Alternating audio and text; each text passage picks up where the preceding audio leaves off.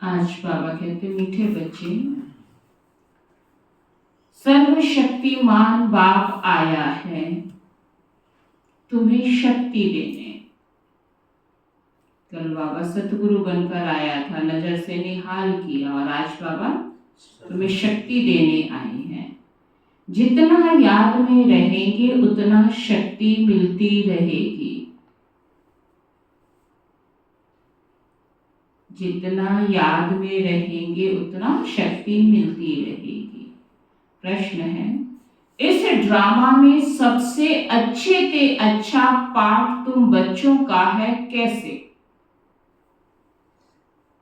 सारे ड्रामा में चक्कर लगाकर आ जाओ, सबसे अच्छा पार्ट तुम्हारा है। बाबा कहते कैसे? तुम बच्चे ही बेहद के बाप के बनते हो।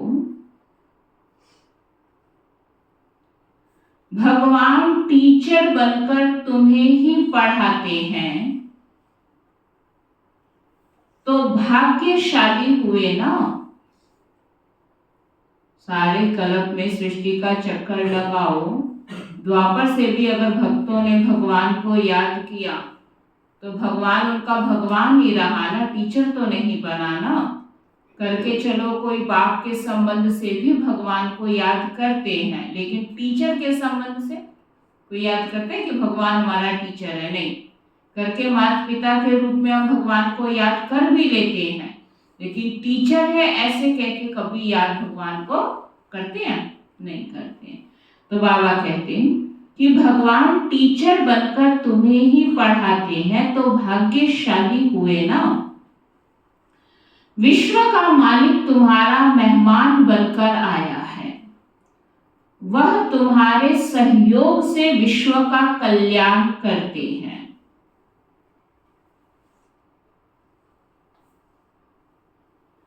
तुम बच्चों ने बुलाया और बाप आया। कितना आज्ञाकारी है बाबा हमारा।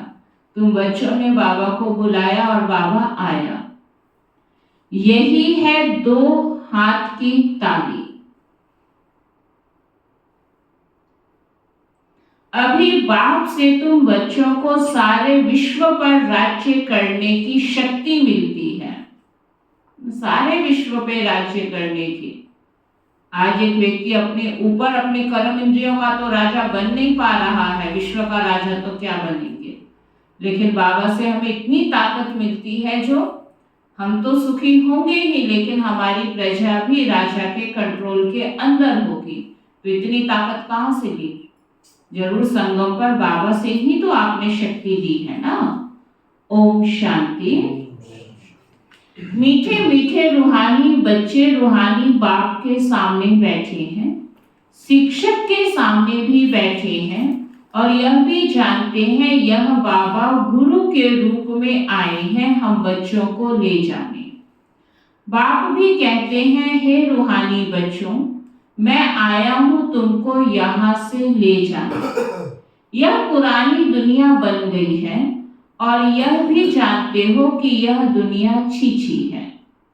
तुम बच्चे भी छीछी बन गए हो, अपने को आपे ही कहते हो पतित पावन बाबा, आकर हम पतितों को इस दुख धाम से शांति धाम में ले जाओ।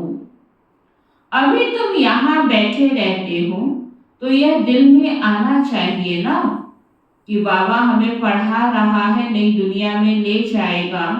कल बाबा ने कहा ना, रिजल्ट यहाँ थोड़े निकलेगा, पढ़ाई यहाँ पढ़ते और रिजल्ट भविष्य नई दुनिया में मिलेगा। लेकिन बुद्धि में तो रहना चाहिए ना कि बाबा हम पतितों को इस दुनिया से पावन बनाकर ले जा रहे हैं। अभी तुम यहाँ बैठे रहते हो तो यह दिल में आना चाहिए। बाप भी कहते हैं मैं तुम्हारे बुलावे पर निमंत्रण पर आया हूँ। बाप याद दिलाते हैं बरोबर तुम बुलाते थे ना, आओ। याद आया कुछ? कैसे आ गया बाबा? सुनील भाई जी आपने भी बुलाया था बाबा को? अब तो आ गए, आप थोड़ी बुलाते हैं। भक्ति की बात बाबा कह रहे हैं, तुमने मुझे बुलाया। इस जन्म में नहीं भी बुलाया होगा, लेकिन 63 जन्म में कितना चीख चीख कर बुलाया है, शांति से भी नहीं बुलाया है। चिल्ला चिल्ला के कंदराओं में गुफाओं में यात्राएं कर कर के उसको बुलाया, आ जाओ। अभी भी जब कभी कोई बहुत दुखी होता है तब भी उसको याद करके बुलाते हैं। बाबा याद दिलाते हैं कि बरोबर तुम बुलाते थे ना, आओ। अभी तुमको स्मृति आई है, हमने बुलाया है। अब बाबा आए हुए हैं ड्रामा प्लान अनुसार, कलप पहले मिसल। वो लोग प्लान बनाते हैं ना, यह विश्व बाबा का प्लान है। इस समय सबके अपने अपने प्लान है ना। 5 वर्ष का प्लान बनाते हैं, उसमें हम यह करेंगे, बातें देखो कैसे आकर मिलती हैं। आगे यह प्लान आदि नहीं बनाते थे, अभी प्लान बनाते रहते हैं क्योंकि दिखाई देता है ना, तो भविष्य की योजना बनाते रहते हैं क्योंकि दिख रहा है कि आगे कुछ भी मिलने वाला नहीं है। तुम बच्चे जानते हो हमारे बाबा का प्लान यह है, दुनिया चाहे कितना भी करे लेकिन इस महाविनाश के चक्र को कोई भी रोक नहीं सकता है। सृष्टि ने तो परिवर्तन होना ही है, चाहे जितना मर्जी कोई प्लान बनाए। हमारे बाबा का प्लान तो कुछ और ही है। ड्रामा के प्लान अनुसार 5000 वर्ष पहले मैंने यह प्लान बनाया था। तुम मीठे मीठे बच्चे जो यहाँ बहुत दुखी हो गए हो, वैशाली में पड़े हो, अब मैं आया हूँ तुमको शिवालय में ले जाने। वह शांति धाम है निराकारी शिवालय और सुख धाम है साकारी शिवालय। तो इस समय बाप तुम बच्चों को रिफ्रेश कर रहे हैं। तुम बाप के सन्मुख बैठे हो ना। बुद्धि में निश्चय तो है कि बाबा आया हुआ है इतना बुद्धि में निश्चय कि बाबा आया हुआ है। बाबा अक्षर बहुत मीठा है, यह भी जानते हो हम आत्माएं उस बाप के बच्चे हैं। फिर पाठ बजाने के लिए इस बाबा के बनते हैं। कितना समय तुमको लौकिक बाबाएं मिले हैं? माना हद के पिता तो कितनी बार हर जन्म में हर एक को मिले हैं। सतयुग से लेकर सुख और दुख का पाठ बचाया है। अभी तुम जानते हो, क्या जानते हो? हमारा दुख का पाठ पूरा होता है। अगर बाबा का बनकर भी मैं दुख का अनुभव कर रहा हूं, माना मैं पूरा बाबा का बना ही नहीं हूं। अगर कोई पूरा पूरा बाबा का बन जाए ना, तो दुख का उसको आभास भी ना रहे कि दुख होता क्या है। तो बाबा कहते हैं, तुम जानते हो हमारा दुख का पाठ पूरा होता है, सुख का पाठ भी पूरा 21 जन्म बजाया है। फिर आधा कल्प दुख का पाठ बचाया। बाबा ने तुमको स्मृति दिलाई है। बाबा पूछते हैं, बरोबर ऐसे है ना? याद आया सबको? सुख का पाठ भी बजाया, फिर से बाबा उस दुनिया में ले जाते हैं। बाबा पूछते हैं, बरोबर ऐसे है ना? फिर खाली हो जाती है। अब फिर तुमको आधा कल्प सुख का पाठ बजाना है। ये दुख का पाठ अब पूरा हुआ, अब सुख का पाठ बजाना है। इस ज्ञान से तुम्हारी आत्मा भरपूर रहती है, फिर खाली हो जाती है। फिर बाप भरपूर करते हैं। तुम्हारे गले में विजय माला पड़ी है। सुना? बाबा ने, दुनिया में युद्ध होता है तो पहले ही घोषणा हो जाता है कि जीत किसकी होगी, लेकिन बाबा ने तो यहाँ पहले ही घोषणा कर दी कि बच्चे जीत किसकी होनी है? विजय माला आपके गले में ही पड़नी है। माना जीत तो आप बच्चों की निश्चित है। तो गले में ज्ञान की माला है ना, किसके आधार पे जीत है तुम्हारी? ज्ञान के आधार पर। चलो बाबा के पास।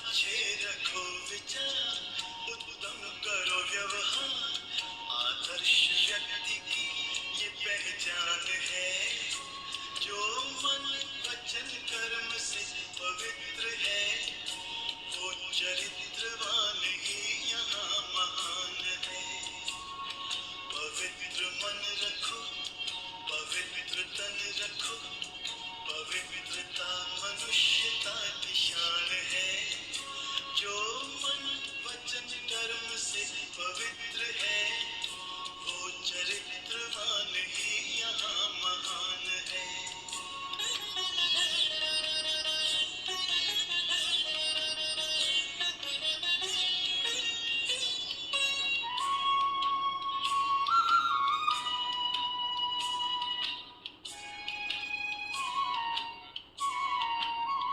तुम अपनी आंख में अमृत रखो विमल विमल, सदा विमल विमल।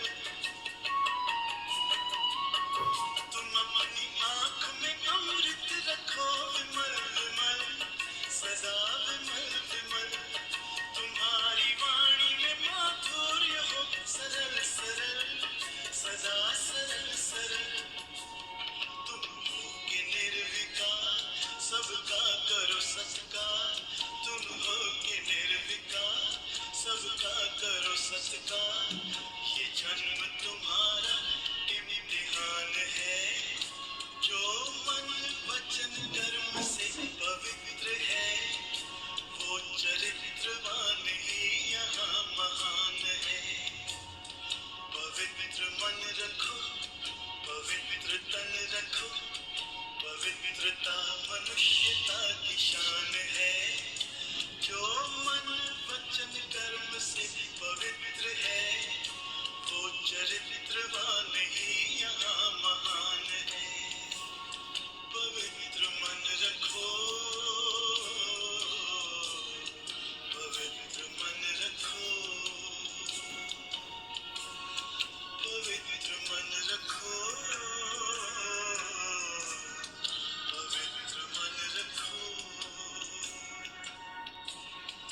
पवित्र मन रखो,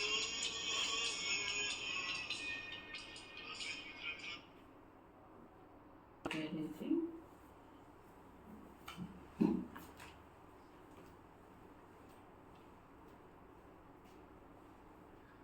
बाबा हमको ज्ञान से भरपूर करते हैं, तो तुम्हारे गले में विजय माला पड़ी है। गले में ज्ञान की माला है, बरोबर हम चक्र लगाते रहते हैं। सतयुग त्रेता द्वापर कलयुग, फिर आते हैं इस स्वीट संगम पर। इनको स्वीट कहेंगे, शांति धाम कोई स्वीट नहीं है। सबसे स्वीट है पुरुषोत्तम कल्याणकारी संगम। ड्रामा में तुम्हारा भी अच्छे से अच्छा पार्ट है। तुम कितने लकी हो, समझते हो आप सब कितने लकी हो। बेहद के बाप के तुम बनते हो, वह आकर तुम बच्चों को पढ़ाते हैं। कितनी ऊंच और कितनी सहज पढ़ाई है। कितना तुम धनवान बनते हो, इसमें कोई मेहनत नहीं करनी पड़ती। डॉक्टर, इंजीनियर आदि कितनी मेहनत करते हैं। तुमको तो वर्षा मिलता है, बाप की कमाई पर बच्चे का हक होता है ना। बच्चा थोड़ी कमाता है, कमाता सारी उम्र बाप है, लेकिन उसकी कमाई पे ऑटोमेटिक बच्चे का हक होता है। तुम यहाँ पढ़कर 21 जन्मों की सच्ची कमाई करते हो, वहां तुमको कोई घाटा नहीं पड़ता है। यहाँ तो कमाते मेहनत से है, लेकिन अगर घाटा पड़ गया तो जितनी मेहनत से कमाया हुआ पैसा है सब क्या हो जाता है, खत्म हो गया ना। चाहे ईमानदारी का पैसा था, मेहनत का था, लेकिन फायदा और नुकसान दोनों चलता है ना।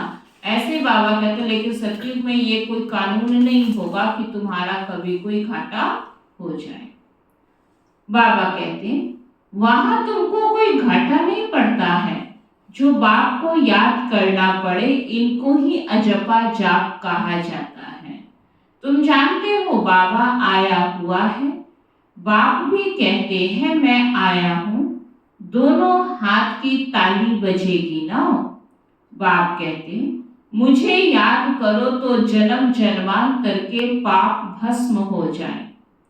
5 विकारों रूपी रावण ने तुमको पाप आत्मा बनाया है, फिर पुण्य आत्मा भी बनना है। यह बुद्धि में आना चाहिए। हम बाप की याद से पवित्र बनकर फिर घर जाएंगे बाप के साथ। फिर इस पढ़ाई से हमको माइट मिलती है।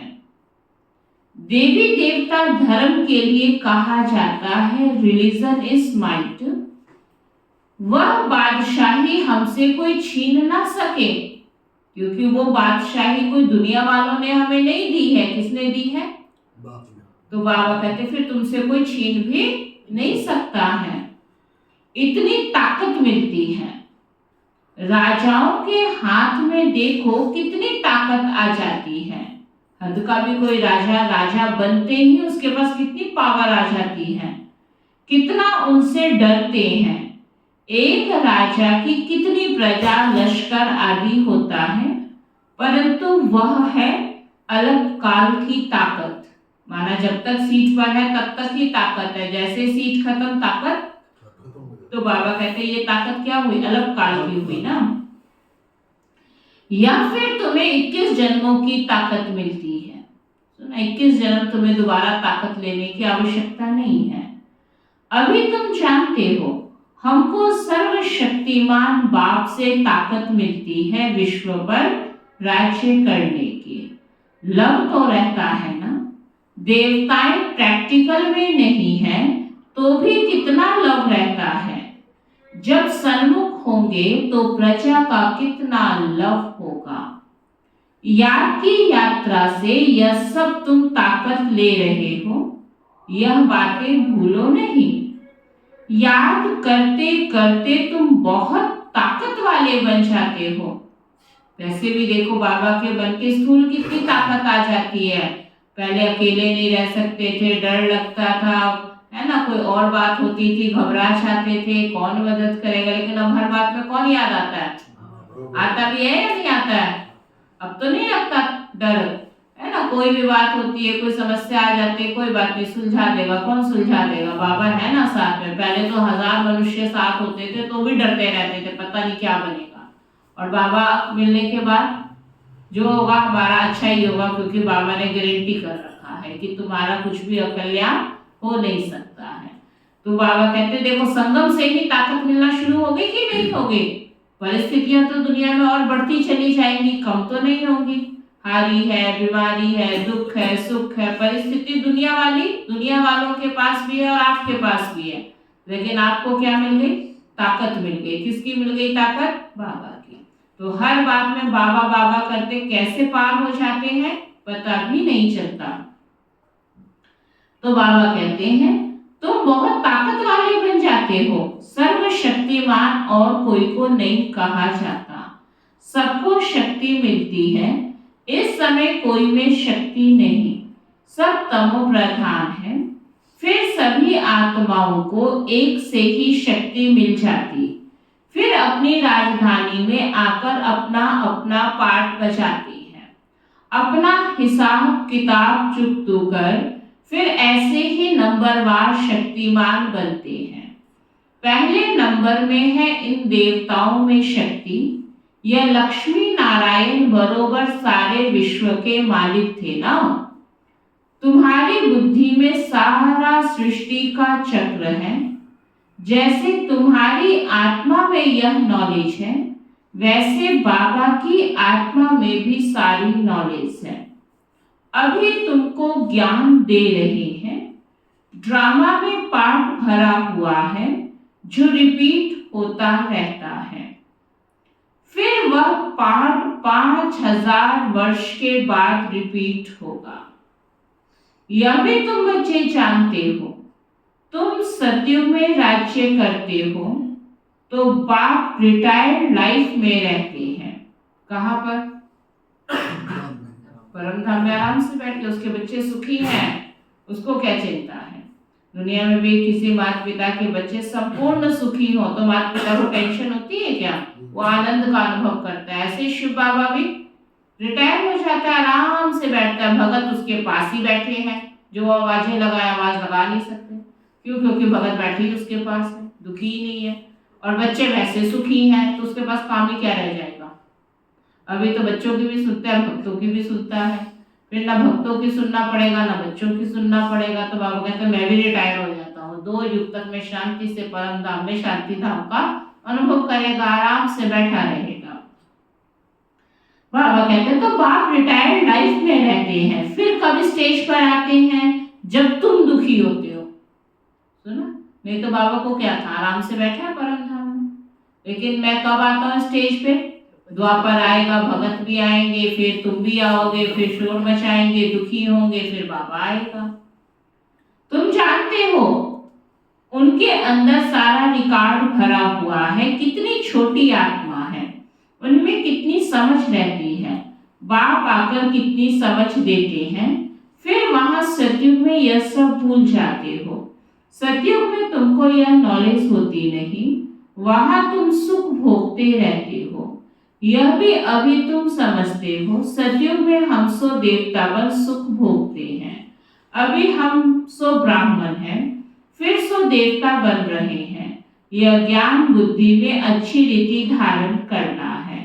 किसको समझाने में खुशी होती है ना, तुम जैसे प्राण दान देते हो, अगर किसी को बाबा का ज्ञान समझाते हो, माना फिर सोचो कितनों को प्राण दान दिया। दुनिया में भी कहते हैं किसी का जीवन बचा लेना बहुत बड़ा पुण्य होता है, तुमने कितनों का जीवन बचाया।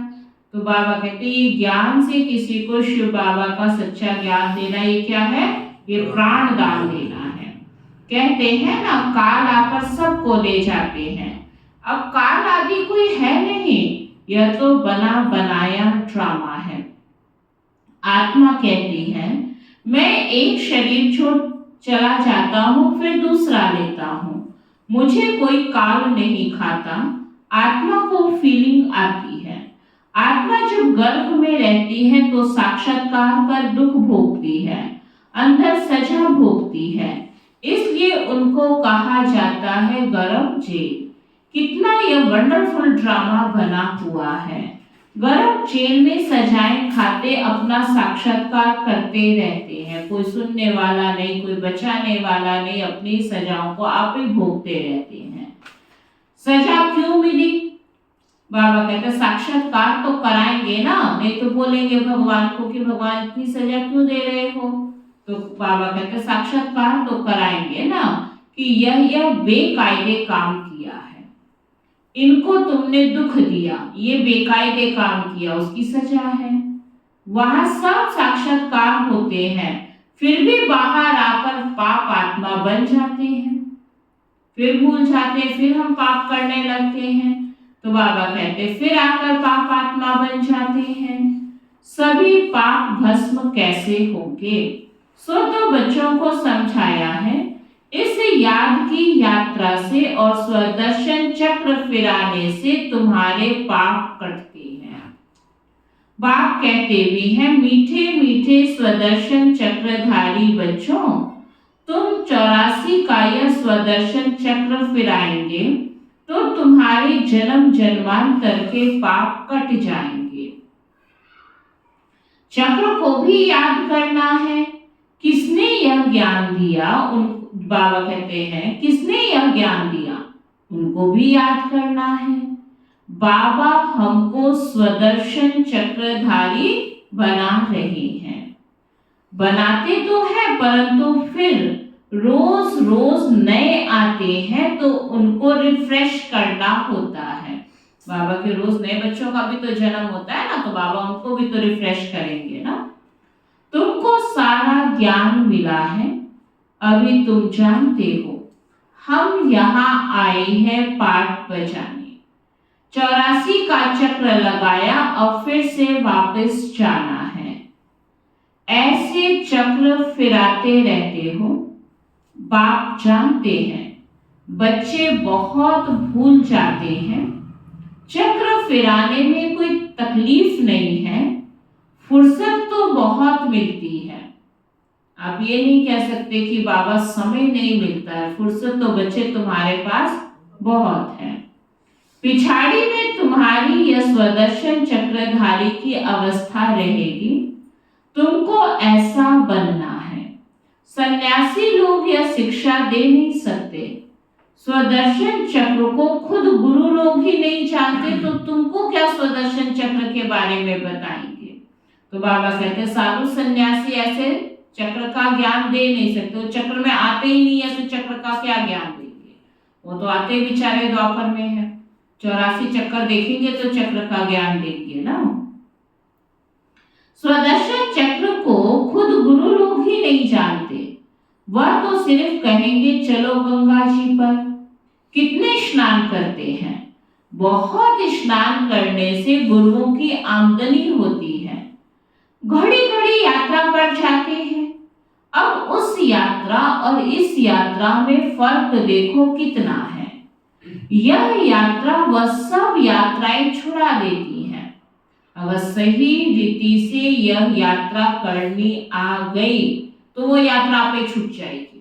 अगर ये यात्रा ठीक रीति नहीं करनी आई तो क्या होगा, अंदर मन में डर भय रहेगा। हाँ हमने अज्ञान काल में संकल्प किया था वहां जाना है, ये करना है, ऐसा ना हो जाए वैसा ना हो जाए, तो डर रहेगा या नहीं रहेगा। तो वो बाबा कहते हैं कि अगर यह यात्रा करने आ गई तो क्या होगा, बाकी सब यात्राएं छुड़ा देती हैं। यह यात्रा कितनी सहज है, चक्र भी फिराओ, गीत भी है ना, चारों तरफ लगाए फेरे फिर भी हरदम ढूंढ सके बाबा को। अमरनाथ गए, बद्रीनाथ गए, केदारनाथ गए, ढूंढ तो फिर नहीं पाए, हर जगह जाके माथा टेक कर घर वापस आ गए। तो बाबा कहते फिर भी हरदम दूर रहे, बेहद के बाप से दूर रहे, यह तुमको महसूसता आती है। वो लोग इस अर्थ को नहीं जानते, अभी तुम जानते हो बहुत फेरे लगाते रहे, अभी इन फेरों से तुम छूट गए हो। फेरे लगाते कोई नजदीक नहीं आए हो और ही दूर होते गए। अभी ड्रामा प्लान अनुसार बाप को ही आना पड़ता है, सबको साथ ले जाने। बाप कहते हैं मेरी मत पर तुमको चलना ही है, पवित्र बनना है। इस दुनिया को देखते हुए नहीं देखना है। जब तक नया मकान बनकर तैयार हो जाए तब तक पुराने में रहना पड़ता है ना। अभी नया बन रहा है, बना तो नहीं है ना, तब तक तो पुराने में रहना पड़ता है। बाप संगम पर आते हैं वर्षा देने, बेहद के बाप का बेहद का वर्षा है। बच्चे जानते हैं बाप का वर्षा हमारा है, उस खुशी में रहते हैं, अपनी कमाई भी करते हैं और बाप का भी वर्षा मिलता है। दोनों चीज के अधिकारी हो गए, अपनी मेहनत का तो आपको मिला है और बाप का वर्षा भी बच्चों का है। तुमको तो वर्षा ही मिलता है, वहां तुमको पता नहीं पड़ेगा स्वर्ग का वर्षा हमको कैसे मिला। क्या हमने ऐसा कर्म का ज्ञान तो होगा नहीं सतयुग में, पता भी नहीं पड़ेगा कि इतने सुख की दुनिया में हमारे कर्मों के अनुसार हमें इतना सुख कहाँ से मिल रहा है, हमने क्या किया, पता भी नहीं चलेगा। वहां तो तुम्हारी लाइफ बहुत सुखी रहती है, क्योंकि तुम बाप को याद कर माइट लेते हो ना। दुनिया में भी देखो, एक बच्चे का अमीर घर में जन्म होता है, उसको ये पता रहता है कि मैं अमीर घर में क्यों आया, उसको ये याद रहता है। अगर ये याद आ जाए ना तो उसको अकल आ जाए, आगे के लिए भी श्रेष्ठ कर्म करे। वो भूल जाता है पिछले जन्म में किया, उसके आधार पे अगला अच्छा मिल गया, माँ बाप अच्छी परवरिश करते, अच्छा घर परिवार, कुछ भी मेहनत नहीं करता और इतने बड़े धन संपत्ति का वो मालिक बन जाता है। लेकिन उसको याद थोड़ी रहता है मैंने पीछे किया है तो अब मिला है। अगर ये याद रहे तो वो आगे कभी खाली नहीं जाने देगा। वो क्या करेगा, जब पीछे का याद है तो आगे भी पक्का करेगा। यही तो निश्चय नहीं होता है। तो और ना गरीब को ये याद रहता है कि मैंने इतने पाप कर्म किए जो आज मैं रोड पे बैठा हूँ, क्या मैंने ऐसा कर्म किया जो मेरा ये झोपड़ी में जन्म हुआ। अगर उसको ये स्मृति याद है तो वो भी अच्छे कर्म करना शुरू कर दे कि चल इस जन्म में तो जैसे कैसे काट लेता हूँ, लेकिन आगे अच्छा घर परिवार मिल जाए। तो बाबा कहते लेकिन तुम बाबा से इतनी माइट लेते हो। पाप काटने वाला पतित पावन एक ही बाप है। बाप को याद करने और स्वदर्शन चक्र को फिराने से तुम्हारे पाप कटते हैं। ये अच्छी रीति नोट करो, यही समझाना बस। आगे चल तुमको टिक टिक नहीं करनी पड़ेगी, एक इशारा ही बस है। बेहद के बाप को याद करो तो तुम्हारे पाप कट जाएंगे। तुम नर से नारायण, नारी से लक्ष्मी बनने आते हो, याद तो है ना? और कोई की भी बुद्धि में यह बातें नहीं आती। यहाँ तुम आते हो बुद्धि में है कि हम जाते हैं बाप दादा के पास, उनसे नई दुनिया स्वर्ग का वर्षा लेने।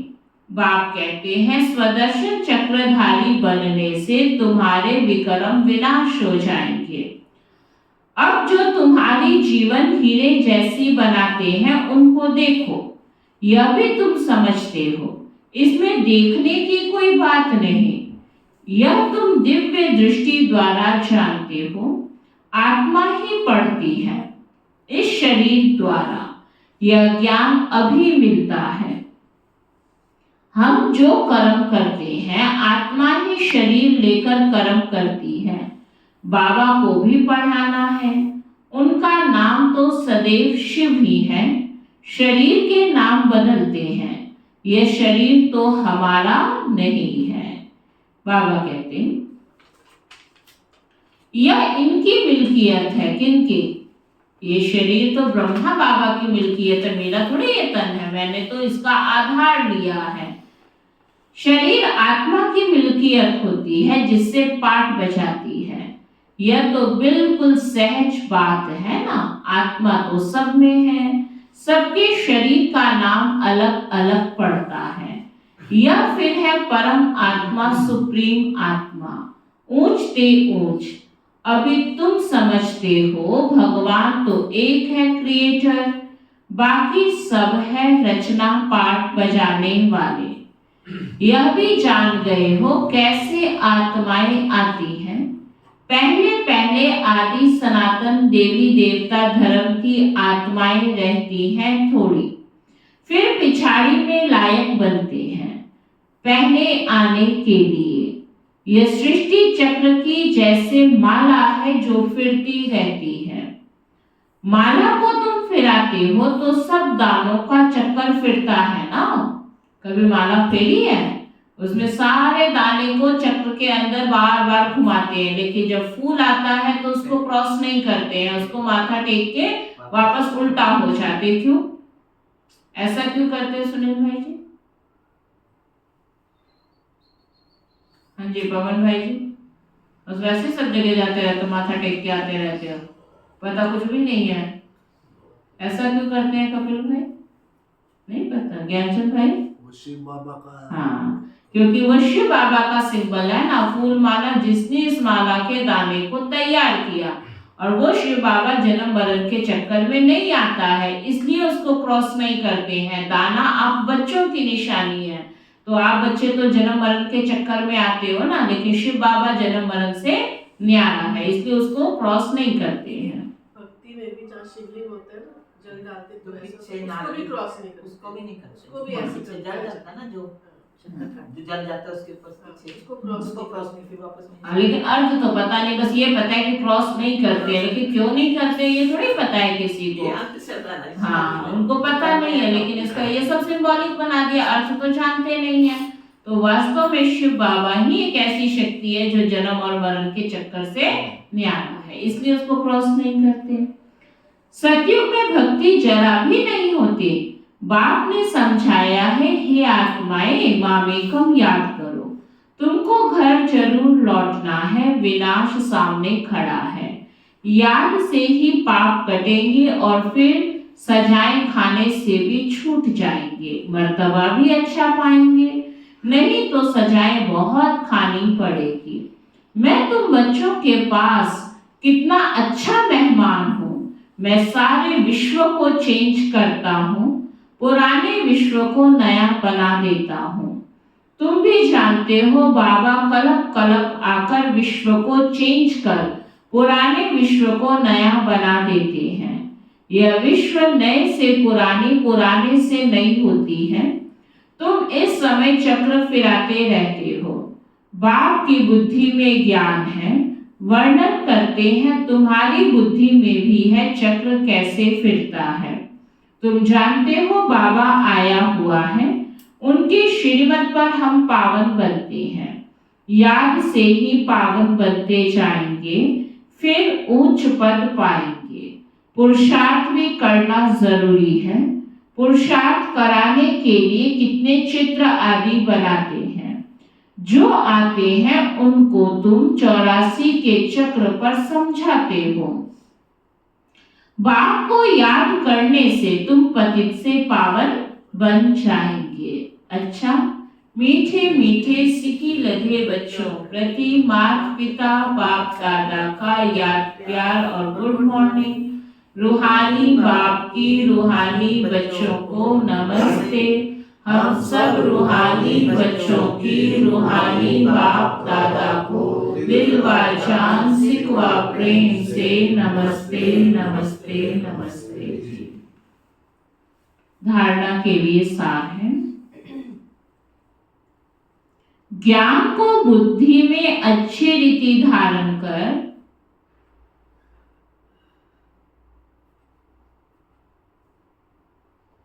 अनेक आत्माओं को प्राण दान देना है। इस ज्ञान को ऐसे नहीं हमने सबको दे दिया, ऐसे ज्ञानी कोई बांटने वाला काम चलाओ ज्ञान नहीं है। क्या कहा बाबा ने, क्या बुद्धि में होना चाहिए कि ये ज्ञान क्या है, प्राण दान देने वाला ज्ञान है। उस रीति से अपनी बुद्धि में ज्ञान रख के दूसरों को बाबा का ज्ञान सुनाओ। स्वदर्शन चक्रधारी बनना है।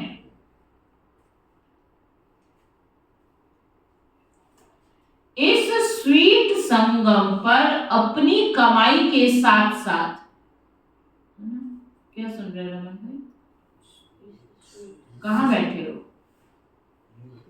यहाँ कहाँ, संगम पर बैठे हो। बाबा ने क्या बोला, इस स्वीट संगम पर अपनी कमाई के साथ साथ, स्थूल कमाई तो करनी है, शरीर है, शरीर के लिए जितना चाहिए जरूरी करो।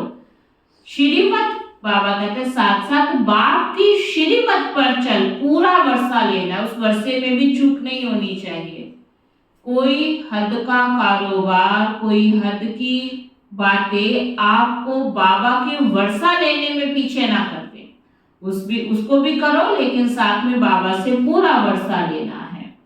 अपनी लाइफ कैसी बनानी है, आज क्या कहा था बाबा ने, हंसराज भाई, आज बाबा ने लाइफ के लिए क्या बोला, अपनी लाइफ सदा सुखी बनानी है। यहीं से शुरुआत है ना सुख की, तभी तो 21 जन्म सुख भोगोगे। तो बाबा कहते हैं अपनी लाइफ सदा सुखी बनानी है। वरदान है, सर्व वरदानों को बाबा कहते हैं सर्व वरदानों को समय पर कार्य में लगाकर फलीभूत बनाने वाले फल स्वरूप भव। सर्व वरदानों को क्या करो, समय पे। बाबा ने वरदान सुन के रखने के लिए नहीं दिया है, कार्य में लगाओ। तो वो कार्य में जितना लगाएंगे वो क्या होगा, फलीभूत होता जाएगा। बाप दादा द्वारा समय प्रति समय जो भी वरदान मिले हैं उन्हें समय पर कार्य में लगाओ। सिर्फ वरदान सुनकर खुश नहीं हो कि आज बहुत अच्छा वरदान मिला। वरदान को काम में लगाने से वरदान कायम रहते हैं। वरदान तो अविनाशी बाप के हैं, लेकिन उसे फलीभूत करना है। इसके लिए वरदान को बार बार स्मृति का पानी दो। वरदान के स्वरूप में स्थित होने की धूप दो। बार बार याद दिलाना क्या है, उसको पानी देना है, और उसमें टिक जाना, उसको धूप देना है। तो वरदानों के फल स्वरूप बन जाएंगे। स्लोगन है, विशेषताएं प्रभु प्रसाद है, इन्हें सेवा में लगाओ, बांटो और बढ़ाओ। ये विशेषताएं क्या है जो बाबा ने हमें भरी हैं, ये प्रभु प्रसाद है, इन्हें सेवा में लगाओ, बांटो और इसको बढ़ाओ। और आज का अव्यक्त इशारा है, यदि आपको कभी कोई का विचार स्पष्ट नहीं लगता है तो भी ना कभी नहीं करना चाहिए। शब्द सदैव हाँ जी निकलना चाहिए। समय को देखकर फिर क्या करो, इशारा दे सकते हो। ये नहीं बाबा ने कहा कि उसकी राय अच्छी नहीं थी फिर भी उसको फॉलो अप कर लो। क्या कहा बाबा ने? इशारा माना उसको रियलाइज कराओ कि आपकी ये राय स्वीकार नहीं है या ये बात नहीं हो सकती है। बाबा कहते हैं इशारा दे सकते हो। अगर उसी समय ना कहकर कट करेंगे तो संस्कार टकराएंगे। ये बाबा लड़ाई झगड़े ना हो, संस्कार टक्कर ना हो, इसलिए ये बाबा तुम्हें युक्ति बता रहे हैं। इसलिए हांजी कर पहले धरनी तो बनाओ। वो आपकी राय को सुनने के लिए पहले काबिल तो हो जाए, धरनी तो बनाओ। फिर समय देख इशारा दो। यही विधि है संस्कार मिलन की। सुना कितनी अच्छी बाबा ने विधि बता दी। यही विधि है संस्कार मिलन की। ओम शांति।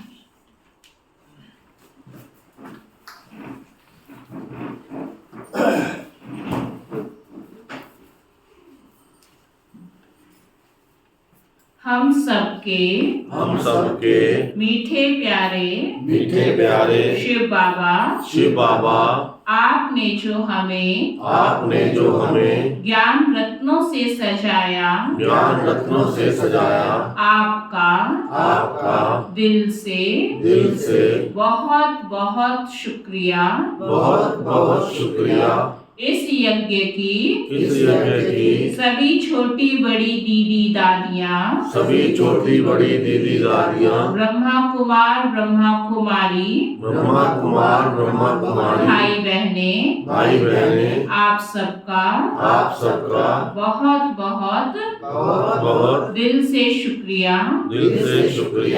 प्रकृति के पांचों तत्व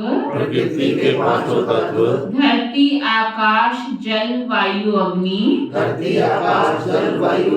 आप सबका भी बहुत बहुत शुक्रिया। धर्म की जय हो अधर्म का विनाश हो प्राणियों में सद्भाव हो विश्व का कल्याण हो ऐसी हम सब मंगल कामना करते हैं। अगर हमसे किसी को कोई दुख पहुंचा है तो हम क्षमा मांगते हैं। और हमारे द्वारा किसी को दुख मिला है तो हम क्षमा करते हैं। क्षमा करते हैं। ओम शांति। ओम शांति।